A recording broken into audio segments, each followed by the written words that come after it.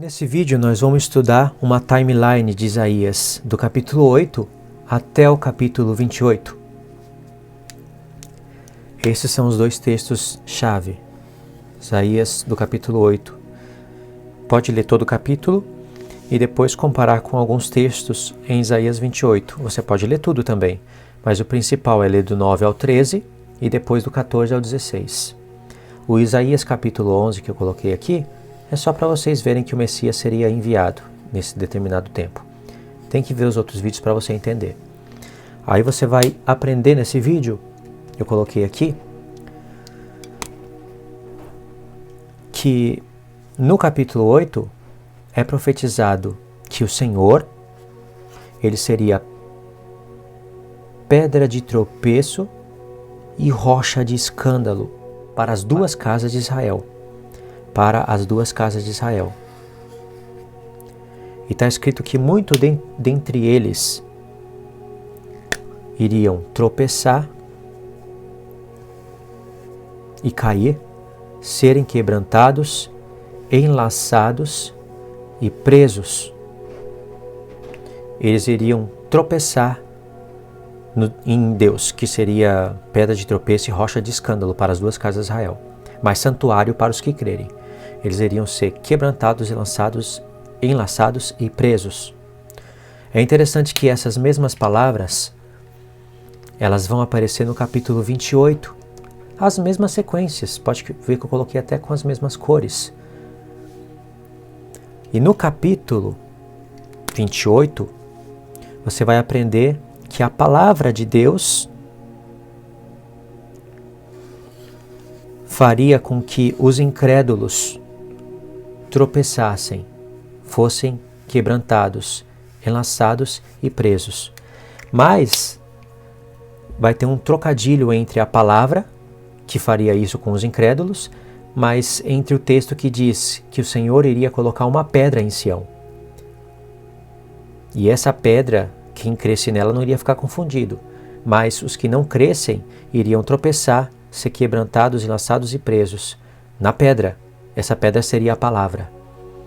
E no capítulo 8 diz que o Senhor seria pedra de tropeço e rocha de escândalo. Até aqui a gente não saberia como que ele seria, mas saberíamos que os incrédulos iriam tropeçar, ser quebrantados, enlaçados e presos no Senhor. E aqui você iria ver que ele iria estar em Jerusalém para se cumprir essas coisas aqui negativas contra os incrédulos. Tudo isso daqui está relacionado com o contexto dos filhos de Isaías. Para isso vocês vão ter que assistir todos os vídeos que eu estou fazendo sobre isso. O contexto dos filhos de Isaías. Isso daqui também eu vou estar explicando para vocês no vídeo. É muito importante compreender isso, para vocês compreenderem com exatidão as palavras de Cristo no Novo Testamento, a de Pedro, a de Paulo, porque eles usam todos esses textos aqui. E a gente talvez não entenda com precisão o que eles estão falando.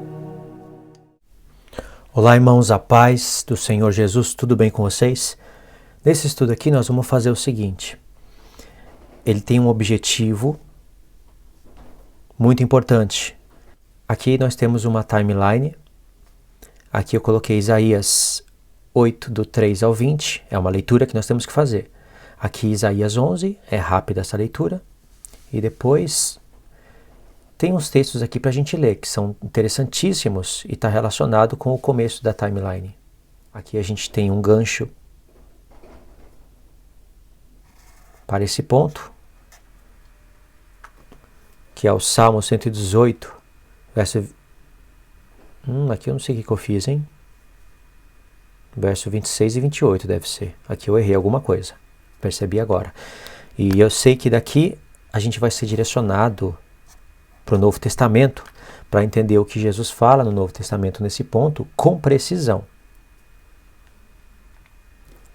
Aí aqui eu coloquei que é o contexto dos filhos de Isaías. Esse estudo aqui está relacionado com os vídeos anteriores, que eu vou deixar o link na descrição para vocês assistirem, caso vocês não tenham assistido. Chegou nesse vídeo aqui de repente.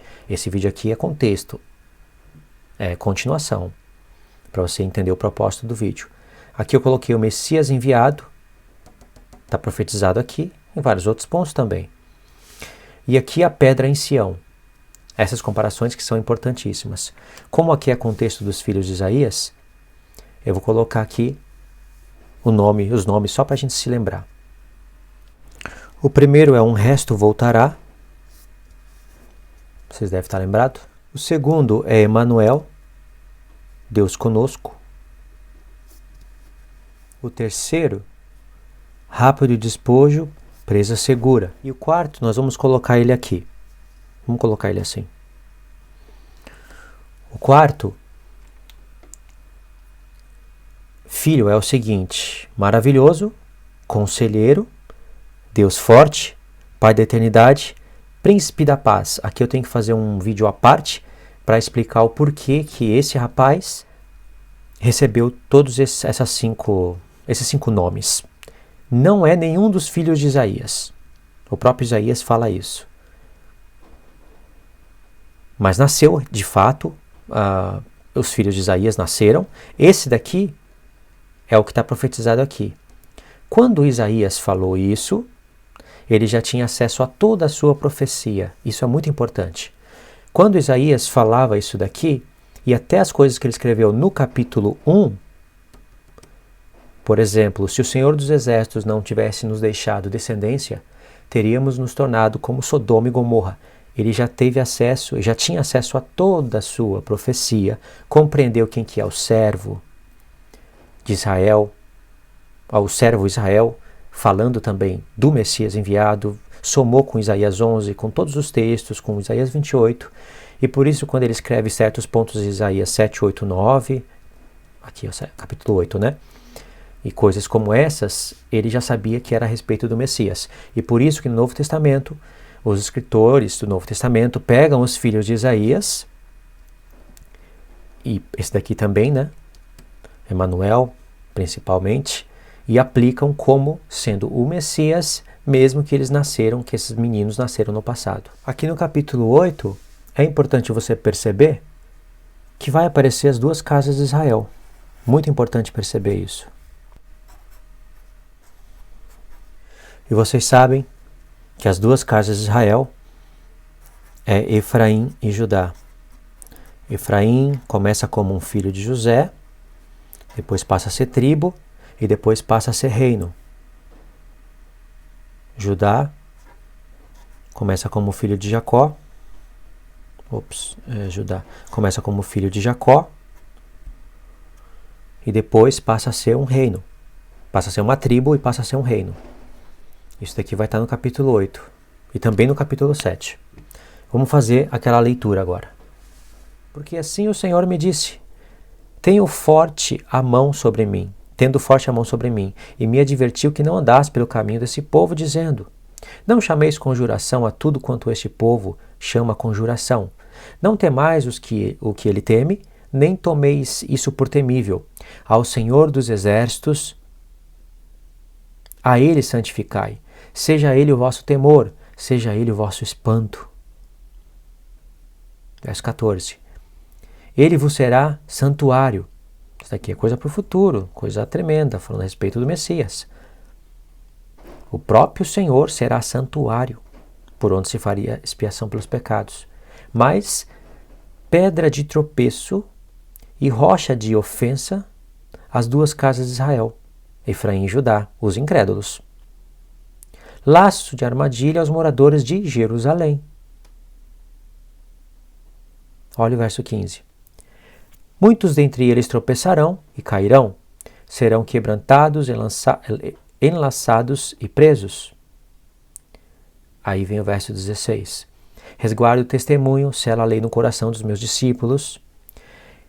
Aí vem o verso 17. Esperarei no Senhor, que esconde o seu rosto da casa de Jacó, e a ele aguardarei. Tem um vídeo preparado para isso daqui. É muito bonito isso, contextualizado. Aí vem o verso 18. Eis-me aqui, e os filhos que o Senhor me deu, para sinais e maravilhas em Israel da parte do Senhor dos Exércitos, que habita no Monte Sião. Vamos pular o verso 9, né, que vai falar de um contexto histórico daquela época, não importante agora para o contexto do vídeo. Aí vem o verso 20. A lei e o testemunho. Se eles não falarem desta maneira, jamais virão a alva. Lembra que ele falou no verso 14? 15. Resguarda o testemunho. Aonde está o testemunho de Deus? Sela a lei no coração. Aqui a palavra no coração no hebraico eu não encontrei. Mas é sela a lei entre os meus discípulos.